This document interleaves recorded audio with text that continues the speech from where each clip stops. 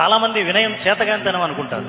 Ego చేతగానితనం, అహంకారం చేతగానితనం. వినయం చాలా గొప్ప గుణం. గుర్తుపెట్టుకోండి, వినయం ఉన్న వాళ్ళు ఎవరంటే తనకున్న బలమేంటో బలహీనత ఎంతో స్పష్టంగా తెలిసిన వాడికి వినయం ఉంటుంది. తన బలహీనతను అతి బలహీనతగా, తన బలాన్ని అతి బలంగా ఊహించుకున్న వాడికి అహం ఉంటుంది. అహంకారం ఉండకూడదంటే వినయం ఉండాలి. వినయం అంటే ఏంటంటే సెల్ఫ్ రెస్పెక్ట్ అని అర్థం. ఈ విషయం ఎందుకు చెప్తున్నానంటే, యూత్ లో వచ్చేవి నాకు 3 ప్రాబ్లమ్స్ మేజర్ గా. నెంబర్ 1 అంటే సెల్ఫ్ ఇమేజ్. వాళ్ళు ఎప్పుడు వాళ్ళ ఇమేజ్ గురించి వరి అవుతుంటారు. ఏంటి, నేను నల్లగున్నాను, అందంగా లేను, వాళ్లే బాగున్నారు, అందుకే వాళ్ళు మాట్లాడుతుంటారు. ఫ్రెండ్స్ వాళ్ళు ఒకటి, నా దగ్గరికి ఎవరు రారు. Second is bullying. వాళ్ళు ఆట పట్టించేవాళ్ళు, ఎగతాలు చేసేవాళ్ళు, అవతల వాళ్ళని బాధ పెట్టేవాళ్ళు, గుచ్చి మాట్లాడేవాళ్ళు. ఇది బుల్లింగ్. Third is habits. మన లైఫ్ 45% ఇస్ హ్యాబిట్స్ ఓన్లీ.